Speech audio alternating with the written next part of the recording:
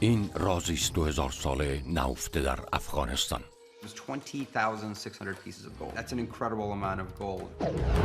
گنجینه افسانه‌ای که از جنگ‌های بی‌پایان به دست آمده بود بدون هیچ ردی ناپدید شد. Virtually everybody was convinced that the Bakhtari gold had disappeared, never to be seen again. قرنها بعد یک اکتشاف معجزه‌آسا گنجینه و نفرین آن را دوباره زنده می‌کنند. The next thing that happens, they are engaged in a holy war. یک اتحاد سری هر خطری را به جان می‌خرد تا از افتادن طلای باختری به دست طالبان جلوگیری کند. There were 7 keys and 7 key holders spread out around the world and you got to reunite them in order to access this gold. هدف محافظت از بزرگترین گنجینه ملی افغانستان در برابر افرادی است که در پی نابودی آنند.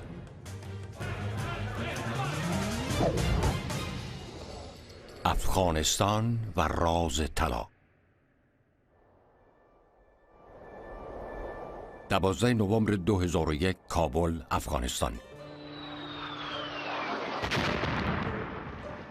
نیروی هوایی ایالات متحده در جنگ علیه تروریسم بر روی شهر مرگ می‌بارد و انفجارهای پی در پی بانک مرکزی را احاطه کرده است.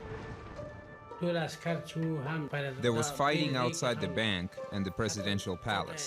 The Taliban were losing control of the country.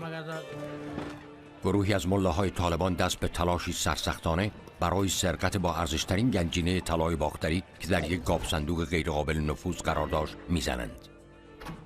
It was a day before they were toppled in Kabul and there's planes flying all over the place and they try to get in there, try to break the vault.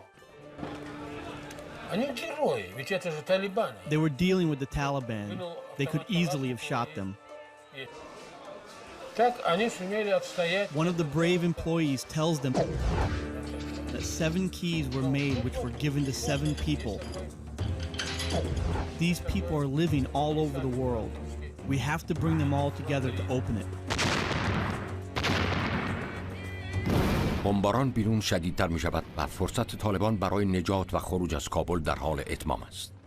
They are desperately trying to get in there because they want to get the gold. طالبان بدون طلاها محل را ترک نمیگویند و قصد دارند گاف صندوق را برای تاراج ثروت عظیمی که شایع شده درون آن قرار دارد منفجر کنند. ای کاش می‌دانستند که در شرف نابودی گرانبهاترین گنجینه‌ای که جهان به خود دیده است هستند. طلای باختری افغانستان. لندن 1867. اینجا محلی است که افسانه طلای افغانستان متولد شد. داستان‌هایی از سکه‌های طلای اسرارآمیز از سرزمین‌های دور که توسط گروهی از کلکسیونرها نقل می‌شود. When a group of numismatic experts met for dinner, in the course of conversation, one person spoke up and said that that day, a beggar from Central Asia had come around to show him this magnificent gold coin. The man had asked the beggar, what kind of coin is it, how large is it, whose face is on it, and the beggar had simply said, it's a coin that's about this big, it's solid gold. And the numismatic expert immediately dismissed the man. No such coin could exist. No ancient king ever minted a coin of the size that this beggar claimed to have. And so the conversation drifted on to other subjects. And then one of those who was there, a Frenchman, began to think more and more about this great gold coin. He was seized by a fit of numismatic fever and decided, I've got to see this coin for myself. He tracked down this beggar in a ramshackle flat in London and said, I understand you have a magnificent coin, may I see it? And so the beggar took off his great heavy coat. And there, sewn into a leather patch, he pulled out this magnificent gold coin. He was shocked by electricity when he held this magnificent thing, and he immediately convinced himself, this is a genuine artifact of the ancient world, the most magnificent that has ever been found. And he asked the beggar, tell me more about this coin. And then the beggar says, well, 7 of us found it. در طول قرنها برای دستیابی به طلا قتل و کشتار بسیار رخ داده است.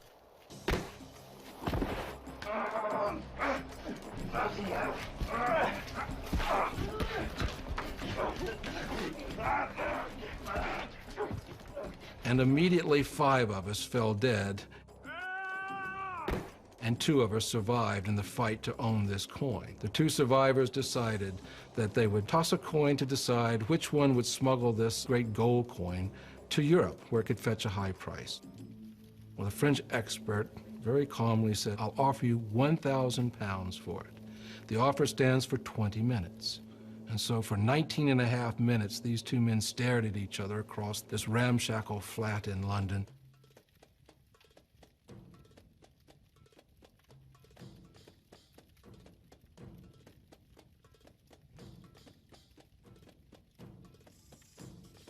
And finally, the beggar handed over the coin, took his 1,000 pounds, and so the Frenchman acquired one of the magnificent coins of all time.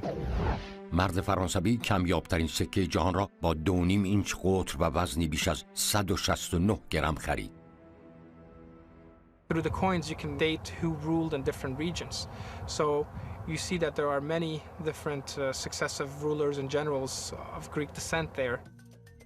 It's a masterpiece. It's very finely carved, minted. It's the biggest gold coin in antiquity, and it was minted by King Eucratides, who was famous.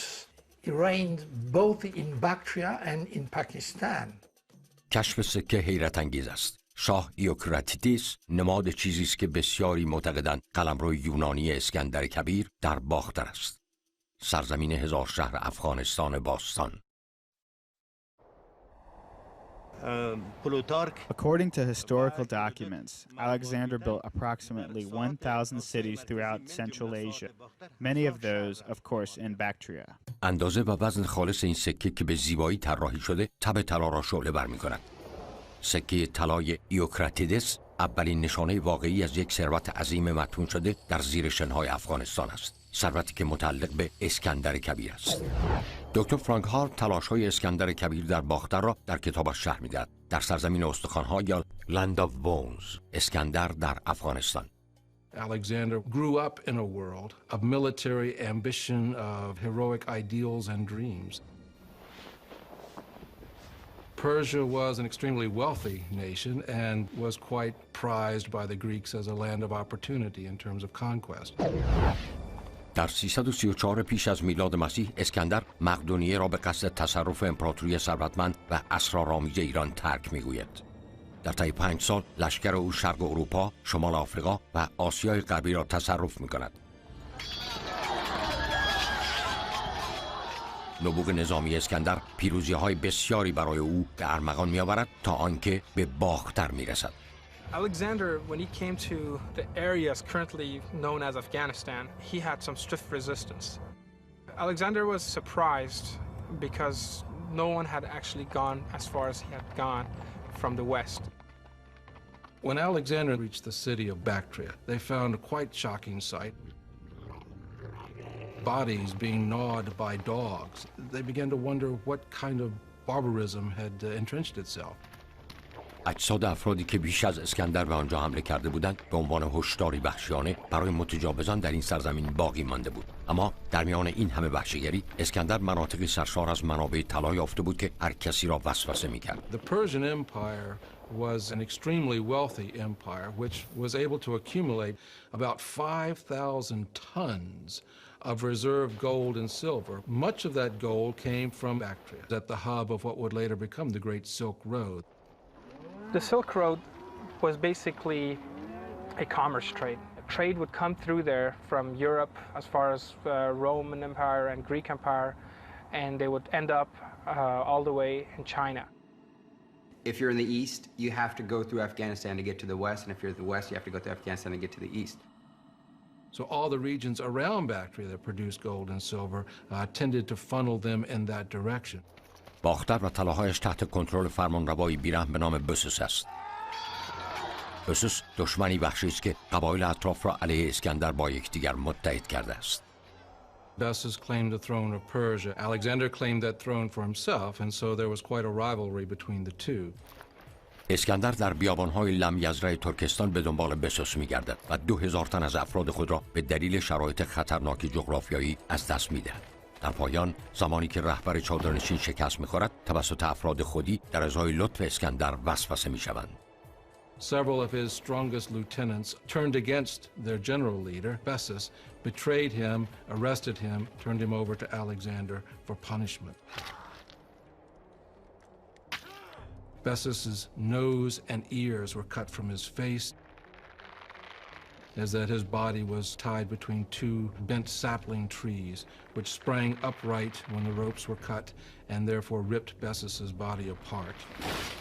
برای کسب قدرت و ثروت افرادی که به دنبال تصرفان هستند چه جنایاتی که صورت نمیدهند. تسلط اسکندر بر باختر ادامه می‌یابد.